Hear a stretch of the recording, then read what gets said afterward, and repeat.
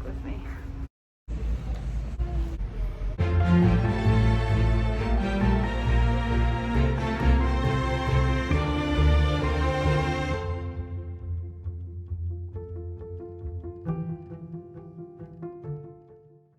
Hey guys, I want to have an honest conversation with you. I am actually hoping to kind of connect to some of you that may be having some of the same thoughts or concerns or feelings or whatever challenges that I'm currently processing. So as I was sitting here, I was thinking about my options and my thoughts, and I was thinking about kind of what's going on, and I'll share a little bit of that with you, but I was just curious. I just figured that since I am having these thoughts, there are probably plenty of others out there.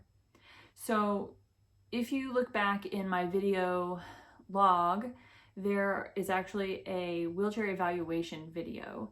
And I did tell you in that video that I would keep you updated. My insurance company contacted me via post and sent a letter saying that the wheelchair was indeed approved.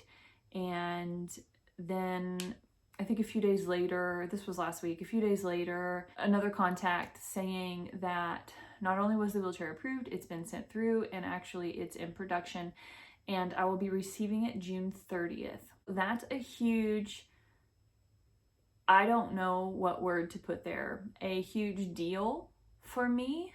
I mean, the realistic conversation is that it is an opportunity for me to have more freedom. However,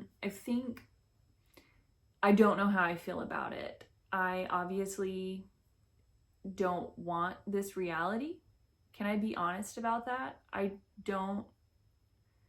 know for some people it's a joyful moment, and I am still in the processing of this, but I wanted to take an opportunity to be real with you guys, because I know a lot of times when people post videos, including myself, they are on good days where, I mean, today's fine.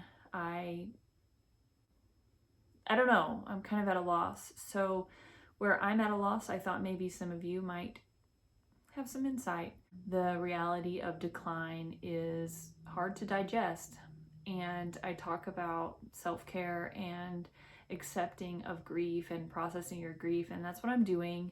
I'm grieving the changes and the loss of certain aspects of who I am, and working to embrace new aspects of who I am, which means my new normal is continually changing. So if this is something you've gone through, I would love to hear from you down in the comments, or you can DM me on Instagram.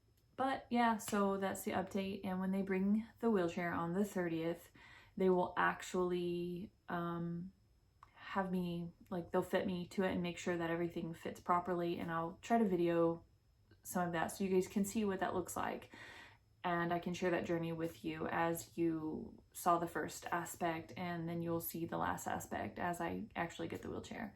So I chose olive green and navy. I honestly, to be truly honest with you, I wanted black because I am having a hard time with this. So I was thinking, black will be less noticeable. However, I had a wonderful individual that was working with me and said, hey, if there was no issue, if there were no challenges with the concept and you could do any color and anything, what would you choose? And I said a couple of different colors, and he said, well, this one color will be more conspicuous than this color. So I ended up choosing to go with olive green and navy. My insurance company did not pay for the clothing guards that go right by your hips, so I am having to pay for that out of pocket. We didn't have to appeal or anything, so that is another bit of this that I'm processing. There was no appeal process. The physical therapist who did my evaluation did an excellent job, and he was very thorough and honest with all of that. And my insurance company said okay the first time. He had initially told me that when he does these evals, they oftentimes come back 2 or 3 times, and he continually appeals the process with the insurance company. And it just so happens that he didn't have to do that. And it's not because I have this incredibly expensive, high-end insurance. It's just insurance. So I don't know.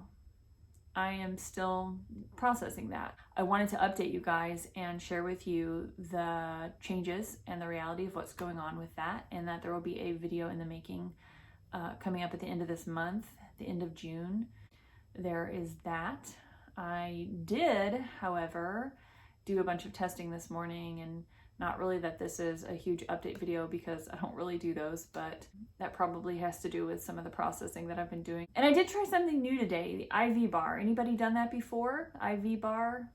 Yeah, it was really interesting. It was kind of fun, and I think that it was helpful. I don't know. I also, on another note, got an Ember Wave bracelet, the thermostat, the personal thermostat that a lot of POTS people and dysautonomia people are using. I used it for a few days, and I don't know that it was really for me. I have seen loads of positive reviews. I think it's probably, if I were to use it, it would be most helpful with heat, like warming me up rather than cooling me off. And being that I live in a very hot climate, I needed something to cool me down because I can't really manage the heat outside. I do have an ice vest that I wear when I go outside, but even just to go to the mailbox, which takes maybe 2 minutes tops, by the time I get back inside, it's too much. So I have an ice vest, and it does help tremendously, but I was really hoping that this Ember Wave would be the answer for the rest of my needs to kind of cover that gap, but it didn't really, I didn't see any change or any, I don't know, difference really in my body temperature and keeping me cool, because when I get too warm, my first experience is hives, full body hives, and then I actually overheat very quickly. There was no mitigation of that, so we'll see what I do with that. But, you know, everybody's body is different, so the product is probably very helpful for many, many people, but for me and my body and my needs, it didn't really do anything for me. So I wanted to let you guys know that, because I've been posting on Instagram about it, and I wanted to update you guys that are keeping track of that. So what do you do with, you know, I've been talking about grief and self-care and all of this, and I've got to take my own medicine, right? Doing some self-care and processing my grief. I've been journaling. I don't really know. I don't know how I feel about this. I think I'm a little bit sad, and that's okay.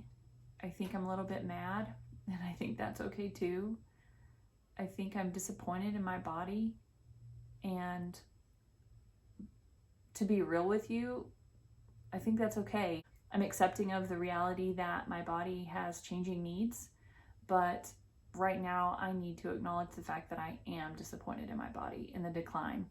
It's just the reality that this isn't really where I saw myself. Yep, that's it. It's just a quick update.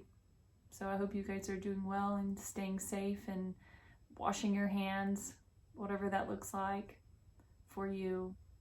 And let me know when you've had to use new mobility devices or new devices that you had not necessarily intended on or realized would be part of your life. How did you deal with it? How did you process it? I'm doing a lot of journaling right now, and I'm doing a lot of reflection on what might be the actual concern here. And I think a lot of it has to do with perception.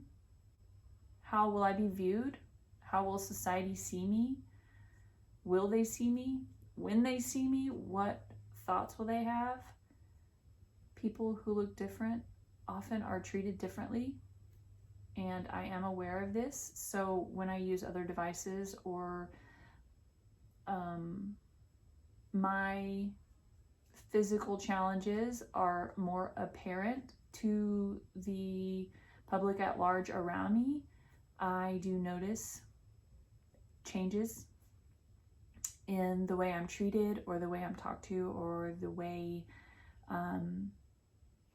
things come across. So I'm not going to say that I have any misconceptions in thinking that I will be treated differently by someone out there, and I need to have a preparedness for that so that I can remember it's not about me, it's about that person.